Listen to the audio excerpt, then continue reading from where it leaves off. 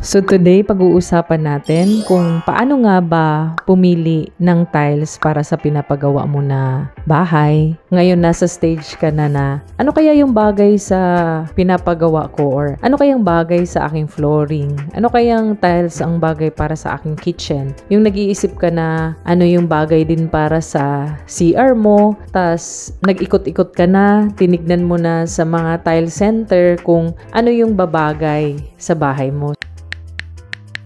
So, ang pagpili ng tiles ay nagdidepende yan syempre, sa may-ari, sa'yo. Kung nakita mo nag-ikot-ikot ka, tapos sabi mo, ala, ito, magandang tiles to para sa aking flooring. Pwede kaya to? Or maganda kaya ito? Sa ngayon, ikukumpara din natin ano yung kaibahan ng ceramic tiles at ang kaibahan nito sa porcelain tiles. Kasi kadalasan kasi na ginagamit lalo na dito sa channel ko, which is budget-friendly yung budget ng bahay, no? Maghahanap tayo ng tiles na kung saan swak lang sa budget natin tapos maganda din tignan. So may mga key considerations sa pagpili ng tiles. So unahin muna natin yung ano yung kaibahan ng ceramic tsaka porcelain. Kasi yan yung common na ginagamit lalo na sa mga budget friendly. Madali lang i-differentiate yung ceramic at tsaka porcelain. Unang-una kapag pumunta ka sa mga nagbebenta ng tiles sa tile center, ganun, makikita mo na may nakalagay doon na ceramic, may mga nakalagay doon na porcelain. Another na pinaka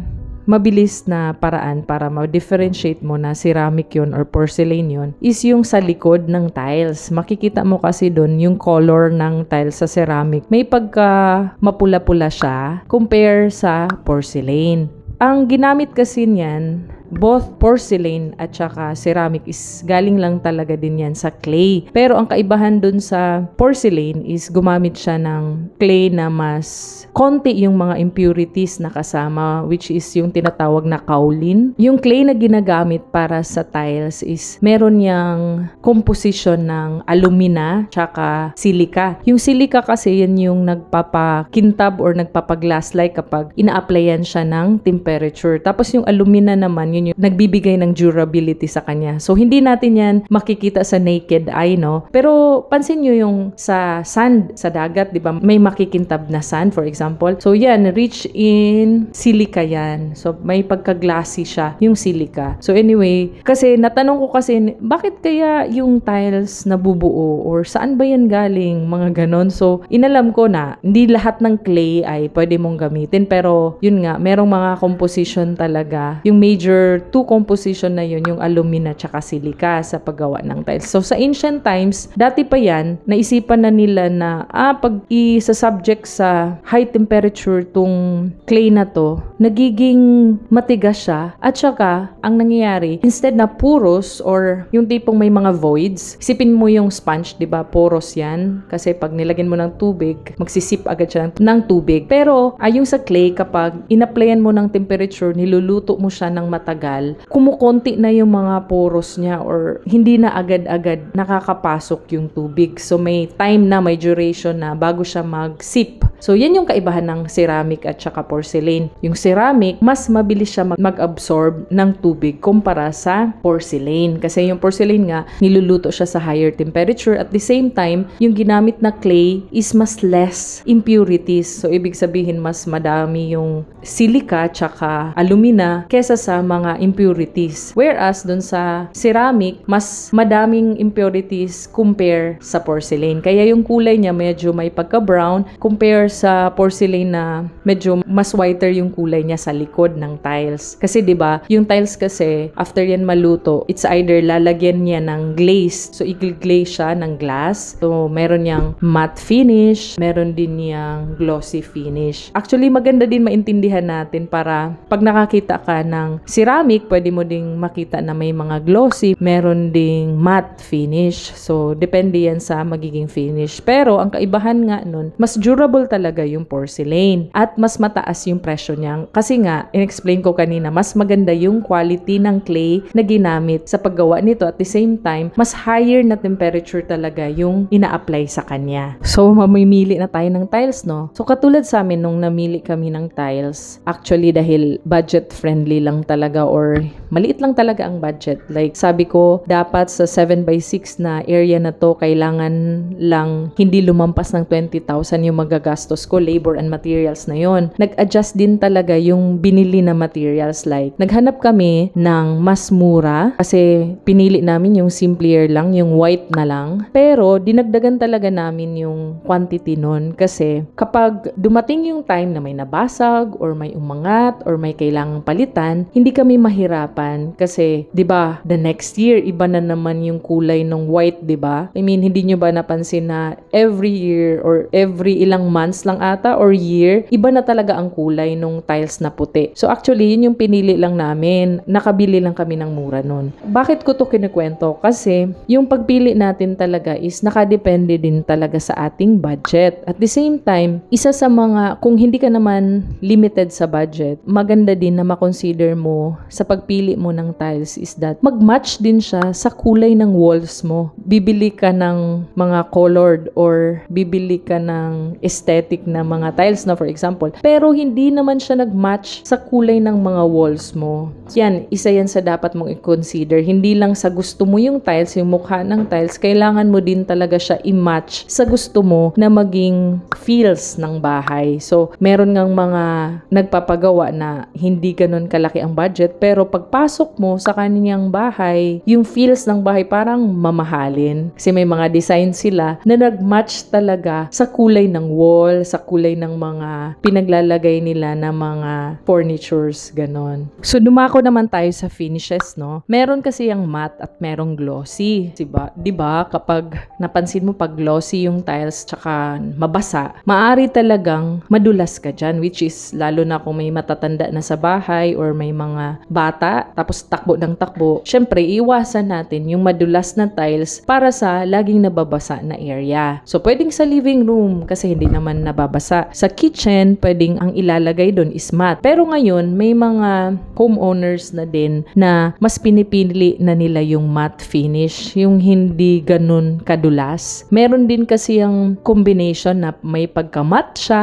glossy siya tignan, pero kapag inapakan mo, hindi siya madulas. So, yung iba, yan na yung pinipili talaga na option. Yung iba naman, totally, ang pinipili talaga nila yung hindi talaga madulas para iwas slide. Yun nga lang, yung magiging disadvantage talaga ng hindi madulas or hindi glossy or matte finish, lalo na kung yung pagka-matte niya is sobrang rough talaga, mahihirapan ka sa paglinis. Pero yung mga medyo rough na finish or medyo rough siya apakan, maganda talaga siya sa mga CR, yung matte finish. Tapos, sa mga wall naman at saka sa mga flooring na hindi subject sa hindi laging nababasa, maganda yung glossy. Pero sa mga CR, di ba, sa wall ng CR, para mag-slide lang yung dumi, mabilis lang din siya linisan talaga. Ang pinipili talaga sa mga wall ng CR is yung glossy. So, yung ceramic tsaka porcelain, both naman ay maayos at maganda. Depende sa pagka-install mo at the same time sa pag-aalaga mo. Kunwari, alam mo na ceramic yun, tas babagsakan mo ng mabigat na materials, mababasag agad yun. Machichip yung nasa pinaka-glaze niya. Or mas isipin mo, mas denser kasi talaga yung porcelain kasi nga mas niluto siya ng mas matagal sa higher temperature compare sa ceramic. Kaya yung ceramic medyo mas mabilis siyang mabasag compare talaga sa porcelain. Isa din sa kailangan mo talaga i-consider pag bibili ka ng tiles, tignan mo yung mga sizes nila. Kasi yung umikot ako, no, tas tinignan namin yung mga tiles na 30 by 30 para yun sa CR. May mga sizes na hindi sila magkatulad. I mean, hindi sila totally 30 by 30 lahat. So kapag bibili ka talaga, yan yung i-consider mo. Kasi kapag gumawa ka na, may mas malaki, may mas maliit, hindi yan pwede. Tas may mga bengkong, merong mga nagbe-bent, yung hindi siya totally straight. If ever gusto nyo na para ma-make sure talaga yung quality, pwede kayo magsama ng tile setter or mason para ma-check niya na itong tiles na to, yung quality nito. Or kapag na-deliver sa inyong site, isa-isahin nyo, check nyo isa-isa kung ano yung may mga pangit ba dun para syempre isauli nyo kasi mahirap na bumili ka ng maayos naman yung pagbayad mo, tama naman yung presyo, hindi ka naman nagkulang tas bibigyan ka ng pangit, di ba? Maganda i-check mo talaga para hindi masayang kasi magkano din yan kapag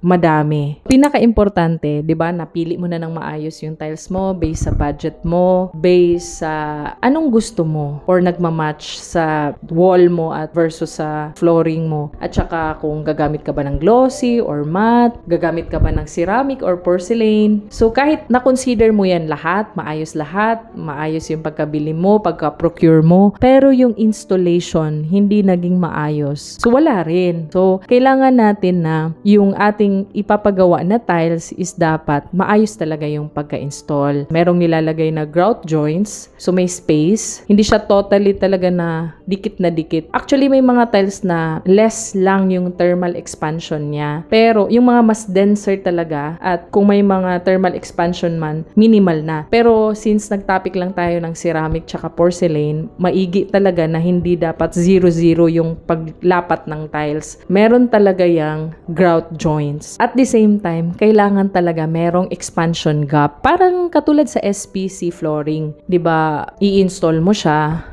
click-lock system lang. Pero, kailangan mo talaga lagyan ng expansion joint sa mga gilid niya, sa pinaka-perimeter niya. Kaya napansin nyo sa mga bahay, diba, or sa bahay nyo na pinapagawa, merong ilalagay na baseboard para hindi naman kita yung gap sa wall at saka sa mismong flooring. Para pag may movement, may thermal expansion, nag-i-expand, normal talaga na magkaroon ng thermal expansion ng isang bagay. Ito kasi yung, kung ma-imagine mo yung thermal expansion, example natin yung lugaw ay rice tsaka tubig, di ba, ilalagay mo, tas magiging lugaw siya. So, nagkaroon ng thermal expansion yung lugaw. So, yung mga molecules niya at saka atoms, may movement, kaya nagkaroon ng mga voids. So, parang imagine mo, no, tubong lugaw, lumalaki. Instead na medyo maliit lang yung butil ng rice, lumalaki siya. Dahil sa thermal expansion, yung ganun. If ever mangyari sa tiles mo, which is normal lang talaga na may thermal expansion, tag-init, may mga, lalo na pag tag-init, tapos may mga movement,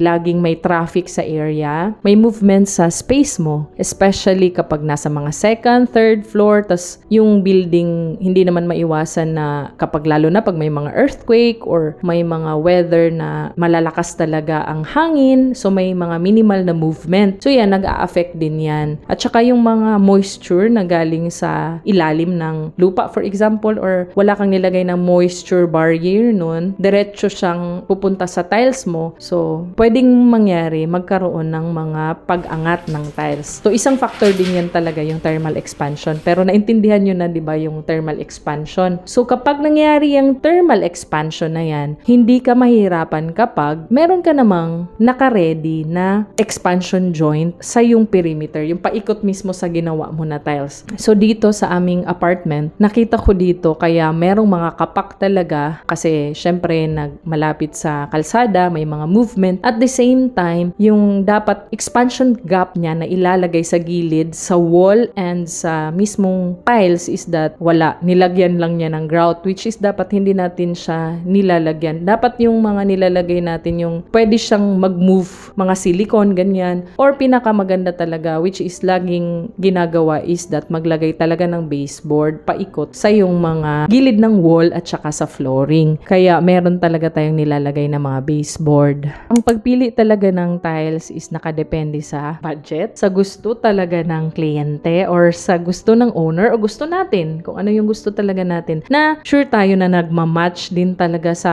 bahay at saka yung preference natin. Ayaw nating ma-slide. Kaya pinili natin yung matte finish. Or gusto natin na makintab at malinis tignan, elegante. Diba dati yung mga ginagawa lang talaga yung cement, ipopolish lang, cement polish or maayos na pagka-polish lang talaga ang gagawin. And then, ifo-floor wax, tapos ilalampaso. Anong Tagalog ng lampaso? Basta pinapakintab yung floor. Yun lang yung ginagawa dati. Pero, yung magiging disadvantage kasi nun, kapag natamaan yung pinaka-floor, so i-repair mo yung malaking area. Whereas, kapag meron kang tiles, kapag may nabasag man, yun lang yung papalitan mo. Mga ganon na scenario. Kaya mas pinipili na ngayon na magkaroon talaga ng tiles. Pero yung iba pa rin, nagsistick pa rin sila dun sa floor na pinapakintab tapos nilalampasok. Kaso, yun nga, exercise araw-araw kasi kailangan mo siya pakintabin araw-araw din. Kailangan mo siyang i-floor wax. Sa mga ayaw na mag-floor wax dyan, pinipili na talaga yung tiles kasi marami namang affordable na mga tiles. Pwede kang mamili sa ceramic or porcelain. Basta, yung pag pinili man yung ceramic or porcelain, alam ng installer mo maglalagay siya ng expansion joint, maglalagay siya ng grout joints para iwas talaga yung mga kapak. Ito, i-ano mo na lang din, i-study mo. Yung ceramic tsaka porcelain, kapag example, may 1 liter ka, so ilang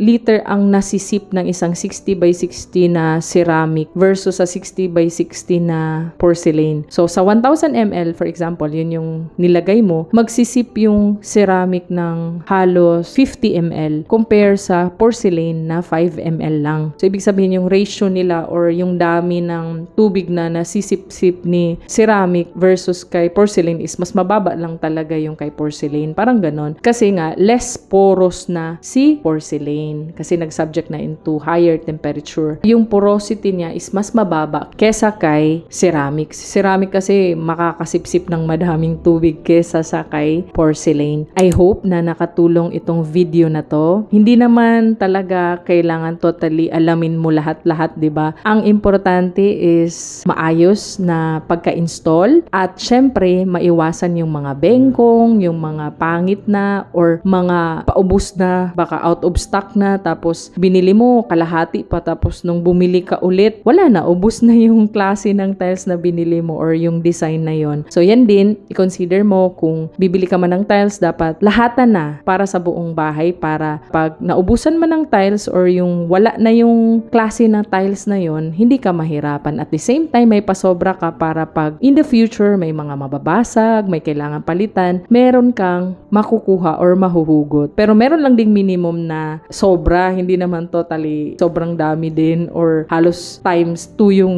inimbak mo or halos kalahati, ganon. So yun lang muna for today. Ang dami ko nang dinaldal. And if you enjoy this video, please like and subscribe at mag-comment kayo ng mga na-experience nyo nung namili kayo ng tiles para sa pinapagawa nyo na bahay. So yun lang muna for today and see you again sa aking susunod na video. Bye!